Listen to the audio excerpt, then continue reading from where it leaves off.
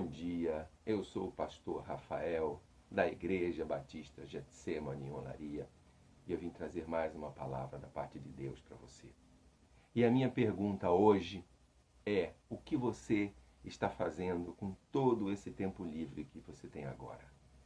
Eu quero trazer um texto no livro do profeta Ezequiel, capítulo 22, versículo 30. E busquei entre eles um homem que estivesse tapando o muro, e estiveste na brecha perante mim por esta terra, para que eu não a destruísse, mas a ninguém achei. Por isso eu derramei sobre eles a minha indignação.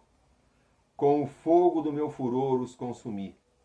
Fiz que o seu caminho recaísse sobre a sua cabeça, diz o Senhor Jeová.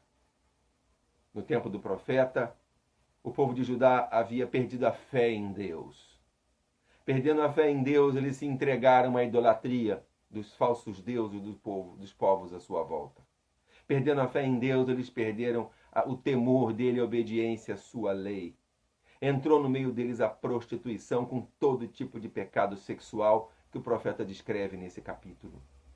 Perdendo a fé em Deus, eles perderam o medo do juízo de Deus e começaram a derramar sangue inocente. O mais forte oprimia o mais fraco e derramava o sangue daqueles que não podiam se defender. O pobre, o órfão e a viúva ficavam desamparados. E todo aquele pecado subiu à presença de Deus e Deus se indignou. E Deus teve o desejo de visitar o pecado deles, mas ele antes procurou. Havia pessoas justas intercedendo pela cidade. E o texto não fala que não havia pessoas justas em Judá. Falou que eles não estavam intercedendo. Muitas vezes, diante da corrupção e do pecado, os justos perdem a fé no seu próprio povo e param de interceder. Mas Deus fala, porque não havia ninguém na brecha, intercedendo pela cidade, ele os entregou ao juízo. Antigamente as cidades eram defendidas por muros e às vezes, por causa de guerra ou desastres naturais, surgiam brechas nesses muros e era o lugar por onde o inimigo entrava, então era preciso colocar soldados ali guardando a brecha. É essa figura de linguagem que Deus usa para aqueles que intercedem pelos pecadores, buscando misericórdia. Porque é sempre através do pecado que o juízo vem.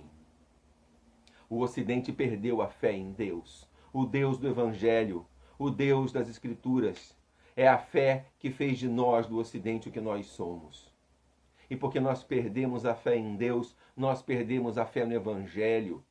Se duvida da existência de Deus, o povo se entregou à prostituição com todo tipo de pecado sexual, se perdeu o respeito pela vida humana. A violência da cidade sobe diante de Deus. O sangue inocente derramado nas clínicas de aborto sobe diante de Deus. Deus olha aqui para baixo e se indigna com o nosso pecado. E a pergunta de Deus é: quem está na brecha? Existem justos intercedendo pelo povo ímpio, para que o juízo de Deus não venha, para que ele não os consuma. Você, que é um servo de Deus, você que é um filho de Deus, tem autoridade espiritual para interceder em favor dos ímpios, para que eles não sejam visitados nos seus pecados. E quem tem autoridade tem responsabilidade. Você está na brecha?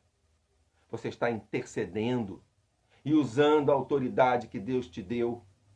Então eu te desafio a usar todo esse tempo livre que você tem para orar pelas pessoas que estão sendo vitimadas por essa epidemia, para que Deus tenha misericórdia de nós, sopre do céu e faça com que essa epidemia cesse antes que produza mais mortes e mais misérias. Deus tem poder para parar essa epidemia e nós temos condição de interceder, nós temos autoridade para interceder.